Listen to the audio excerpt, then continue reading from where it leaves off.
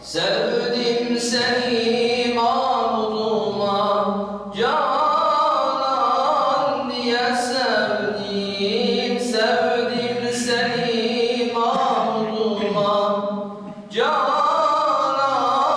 diye sevdim. Bir ben değil alem sana hayran diye sevdim. Bir ben değil alem sana hayran diye sevdim. Bu gece Recep ayının 27. gecesi, yani Peygamberimiz Aleyhisselatü Vesselam'a İsra ve Miraç mucizesinin verildiği geceyi idrak ediyoruz. Ben her birerlerimiz mutlaka yatsı namazını kıldıktan sonra istirahate çekilmeden mutlaka ve mutlaka Ahmet Resulü kısmını okuyalım. Bu bize Miraç hediyesidir. Orada bir imanın hakikati vardır, değil mi? Sonra orada bir muhteşem dua vardır. Bize bu gece verilen en büyük önemli hediyelerden bir tanesi de neydi değerli kardeşlerim? 5 vakit namaz. Değil mi? Sıdk ile 5 vakit olundukça eda, 50 vaktin ecrini eder hak hata diyor bak Süleyman Çelebi. Sen 5 vakit namazı sıdk ile, sadakatle, samimiyetle kılarsan Allah sana 50 vaktin ecrini ihsan eder diyor. Çünkü Peygamberimize verilen en önemli hediyelerden birisi de bu. Ne buyurmuştur? Namaz benim gözümün nurudur. Namaz müminin neydir değerli kardeşlerim? Peygamberimizin miracı neyle olmuştur?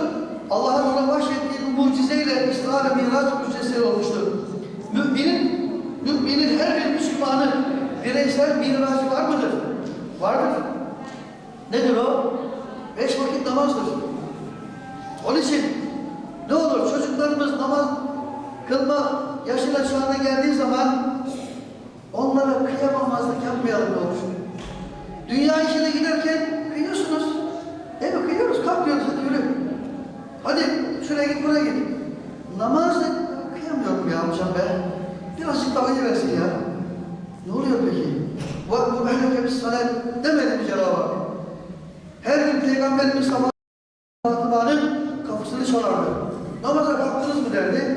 Bir gün Hazreti Fatıma anneniz, babacığım biz namazı kılmadığımızdan acaba endişeniz mi var diye sorduğunda hayır, Allah böyle emrettiği için bunu yapıyorum demişti.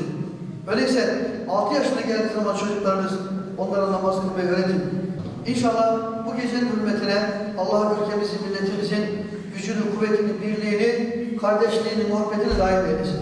İşte bu geceler bizim birliğimizi, dirliğimizi, kardeşliğimizi tekrar bir araya toplayan böyle mübarek gecelerdir.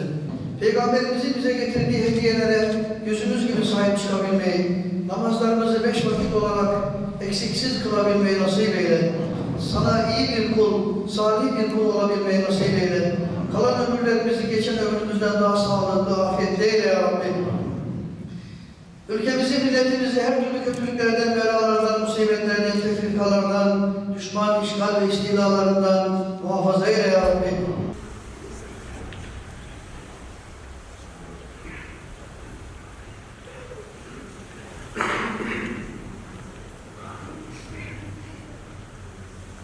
Miraç Kandili'ni eda etmek için geldik camimize. Cuma günü zaten söylemişlerdi. Pazar günü akşam namazından sonra bir program olduğunu. Onun için geldik. Çok güzel oldu. Yani hocamız sağ olsun bizi aydınlattı. Kendisine, herkese teşekkür ediyoruz. Emeği geçen herkese teşekkürümüzü sunuyoruz yani. Eve gidince de Amene Resulü suresini ve anlamı üzerinde bayağı bir çocuklarımızla beraber konuşacağız. Namazımızı kılacağız. Gecemizi ihya etmeye çalışacağız. Tüm İslam aleminin Miraç kandilini mübarek olsun diyoruz ve herkese hayırlı kandiller diliyorum.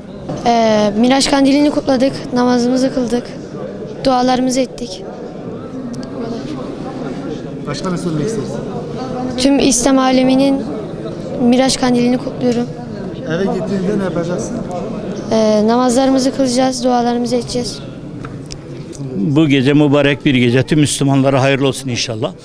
Dualarımız kabul olsun. Tüm dünya Müslümanlar üzerindeki zulme uğrayan Müslümanlarımız inşallah bu duada faydalansınlar inşallah.